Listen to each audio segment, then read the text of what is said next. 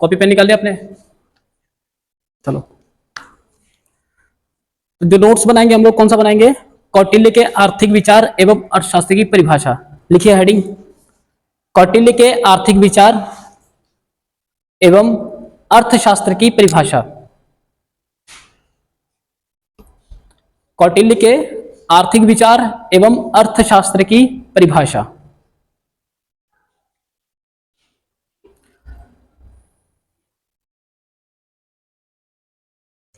भारतीय आर्थिक विचारक में, भारतीय आर्थिक विचारक में कौटिल्य का स्थान सबसे पहले आता है। भारतीय आर्थिक विचारक में कौटिल्य का नाम सबसे पहले आता है। इनका दूसरा नाम, इनका दूसरा नाम विष्णुगुप्त भी था। इनका दूसरा नाम विष्णुगुप्त भी था और इतिहास में इन्हें, और इतिहास में इन्हें चाणक्य के नाम से भी जाना जाता था। और इतिहास में इन्हें चाणक्य के नाम से जाना जाता था या जाना जाता है लिख लो, काफी बेटर रहेगा। और इतिहास में इन्हें चाणक्य के नाम से भी जाना जाता है। ये चंद्रगुप्त मौर्य के, ये चंद्रगुप्त मौर्य के सलाहकार भी हैं या सलाहकार भी थे।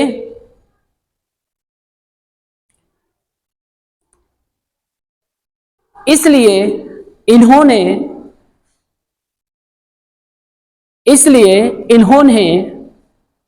शासन को अच्छी तरह से चलाने के लिए, इसलिए शासन को अच्छी तरह से चलाने के लिए अर्थशास्त्र की भी रचना की। अर्थशास्त्र की भी रचना की। इन्होंने अपनी पुस्तक में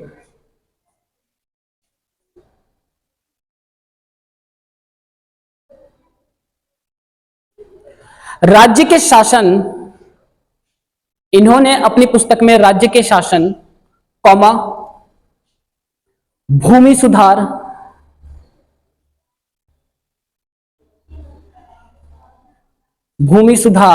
कौमा, उद्योगों के प्रबंध, कौमा,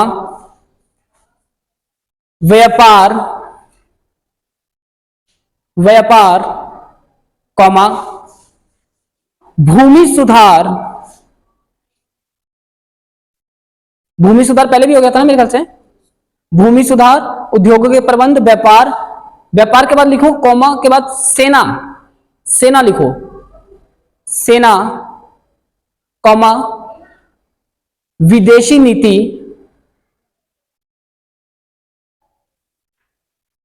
नीति, कौमा, करारोपण, टैक्सेशन होता है, करारोपण एवं श्रमिक या मजदूर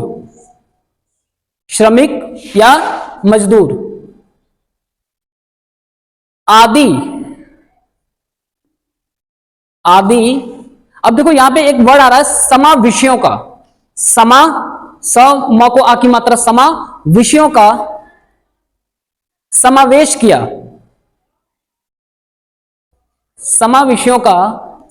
किया, देखिए इन्होंने अपनी पुस्तक में राज्य का शासन भी ले लिया, ठीक है, उसके बाद व्यापार भी ले लिया, सेना भी ले लिया, विदेशी रणनीति भी ले ली, उद्योग भी ले लिया।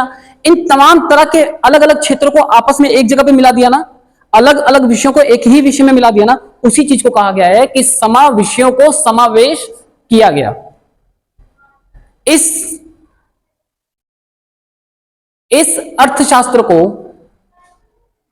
इस अर्थशास्त्र को कौटिल्य का अर्थशास्त्र भी कहा जाता है।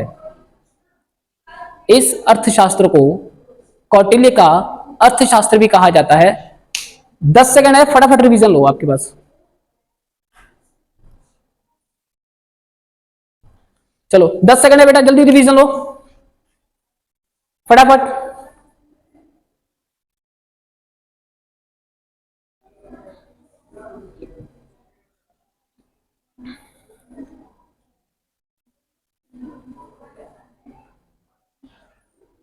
चलो बेटा अगला हेडिंग लिखो, कौटिल्य के अनुसार अर्थशास्त्र की परिभाषा। अभी तक तो उनके विचार थे, अब उनके अर्थशास्त्र की परिभाषा लिखो। कौटिल्य के अनुसार अर्थशास्त्र की परिभाषा।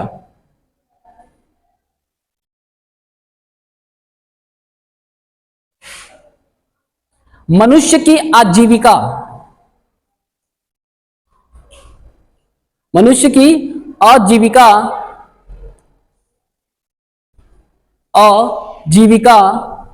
और मनुष्य द्वारा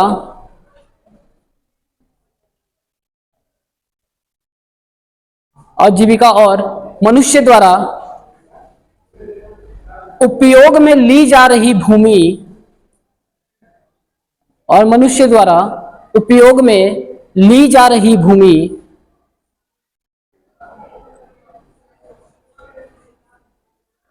दोनों को ही अर्थ के नाम से पुकारा जाता है।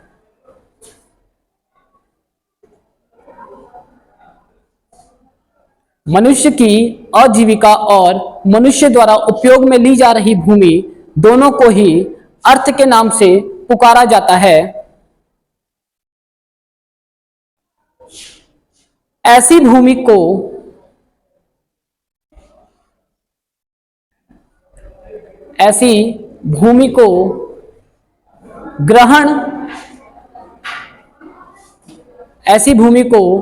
ग्रहण करने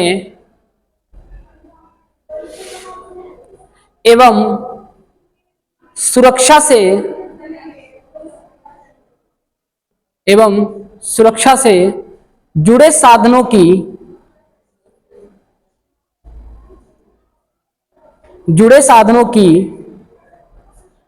व्याख्या करने वाले शास्त्र को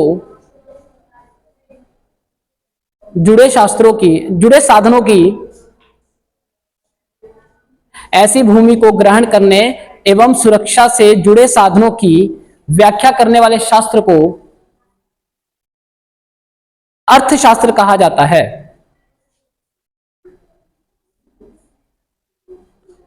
व्याख्या करने वाले शास्त्र को अर्थशास्त्र कहा जाता है। अब नीचे एक लाइन छोड़ के लिखो, इन्हीं परिभाषा से स्पष्ट होता है कि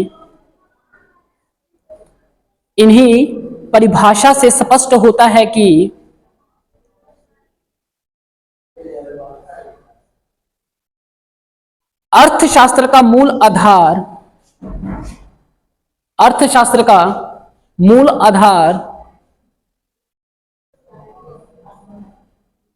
भूमि है।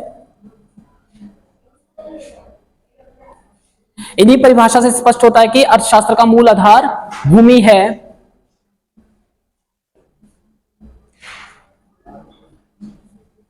बड़े लेट आ रहे हो आप लोग, चलो जल्दी आओ, बैठो यहां पे और चुपचाप आके बैठो। आओ एक आगे बैठो, चलो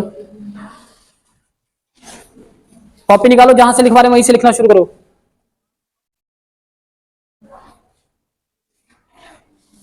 इन्हीं परिभाषा से स्पष्ट होता है कि अर्थशास्त्र का मूल आधार भूमि है।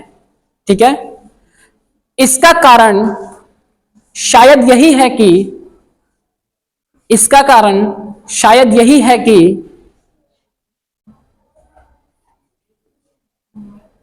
उस समय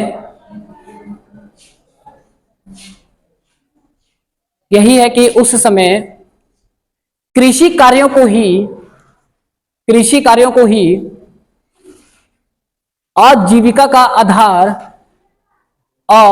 जीविका का आधार माना जाता है।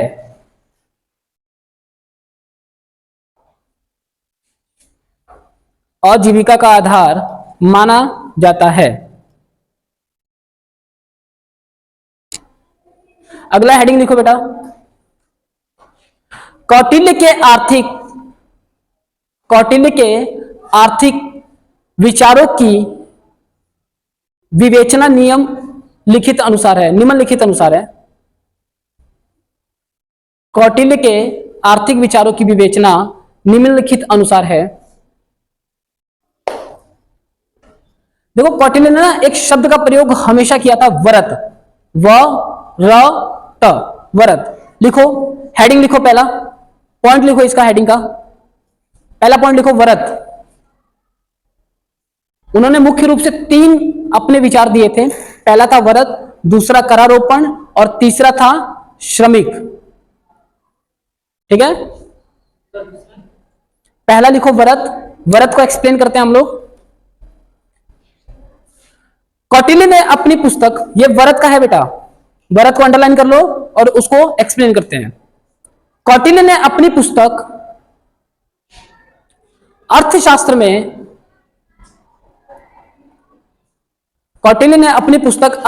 में वरत शब्द का प्रयोग किया है।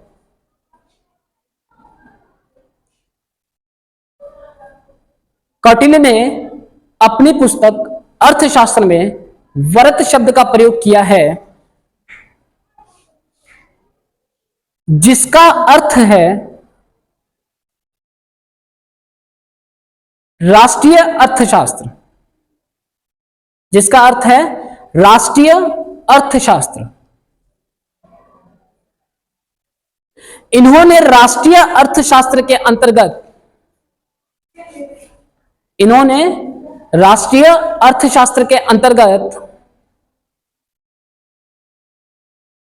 कृषि,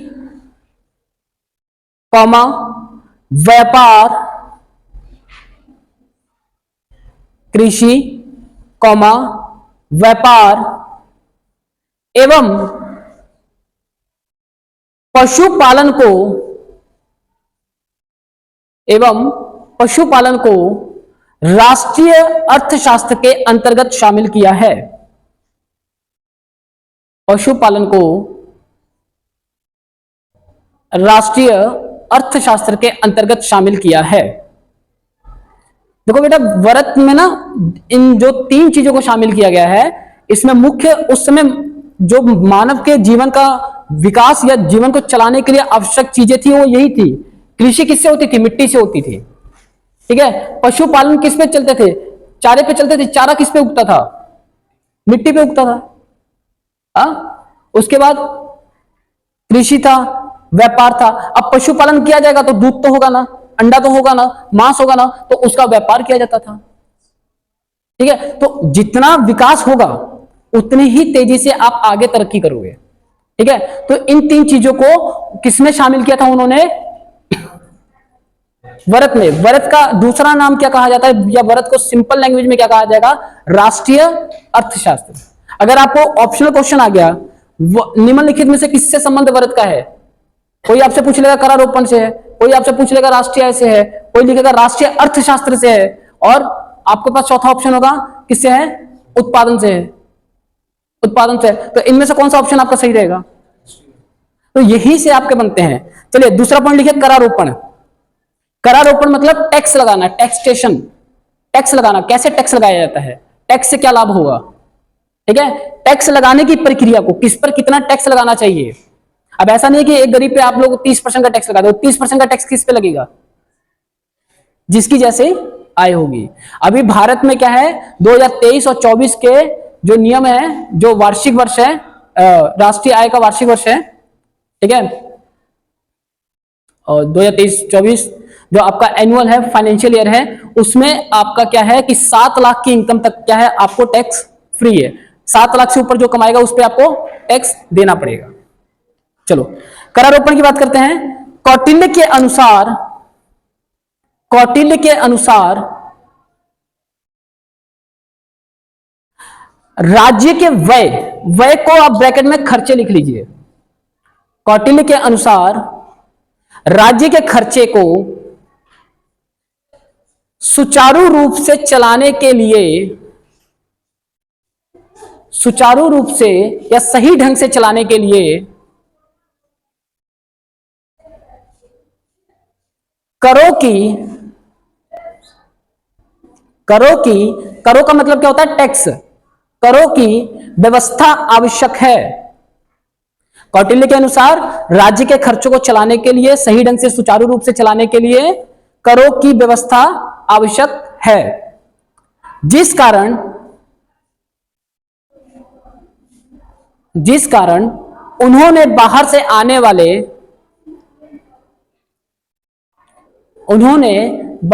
आने वाले उत्पादों पर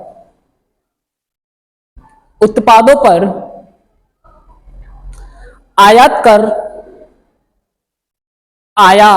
कर एवं चुंगी शुल्क की व्यवस्था की देश में उत्पादित वस्तुओं पर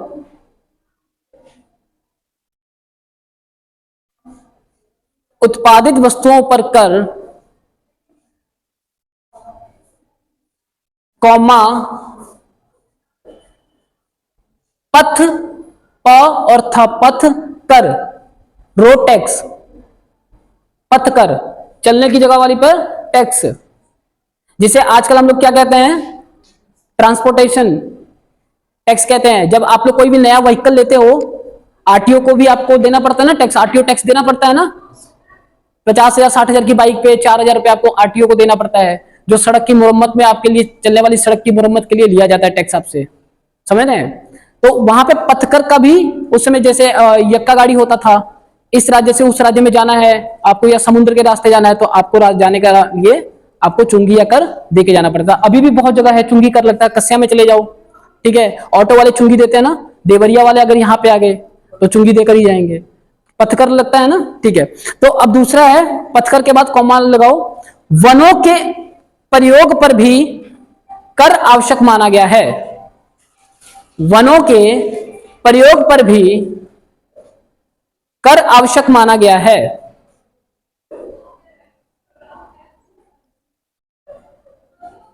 चलिए आखिरी पॉइंट लिख लीजिए बेटा, श्रम संबंधित विचार। श्रम संबंधित विचार।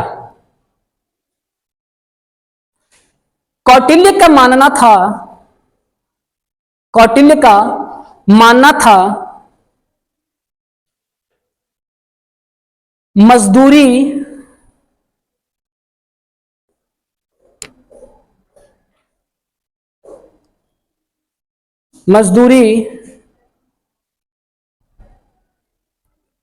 कौमा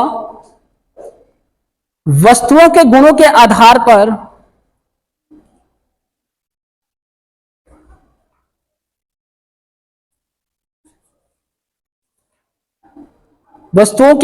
आधार पर तथा मात्रा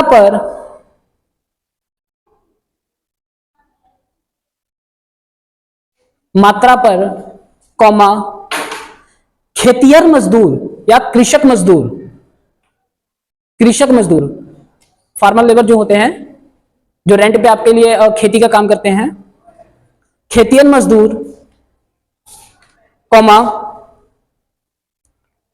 व्यापारिक बिक्री,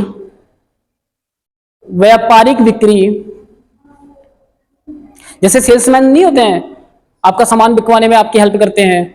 अगर आप साड़ी की दुकान पे चले जाओ तो साड़ी दिखाने वाले होंगे, उनको सैलरी भी मिलती है, प्लस उनको इंसेंटिव भी मिलता है। एलआईसी पॉलिसी बेचने वाले होते हैं, ठीक है, जितनी ज्यादा पॉलिसी बेचेंगे उतना ज्यादा उनको सैलरी और कमीशन मिलता जाएगा। तो व्यापारिक बिक्री, ठीक है, जो व्यापार के रूप से, व्यापार की दृष्टिकोण से बेचने पर ही आपको इनकम मिलती थी, अब उस इनकम पे भी आपको टैक्स देना पड़ता था, ठीक है। व्यापारिक बिक्री कौमा पशुपालन का उत्पादन इत्यादि जैसे मजदूरों को भी, इत्यादि जैसे मजदूरों को भी अपनी आय का, अपनी आय का 1/10वां भाग, 1/10वां भाग मजदूरी का कर के रूप में देना पड़ता था।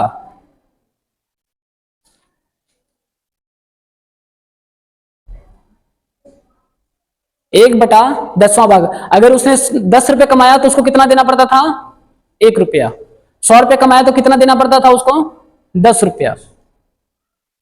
ठीक है, क्लियर है बच्चा? फटाफट इसका रिवीजन लो, अभी आप लोगों से मैं सुनूंगा।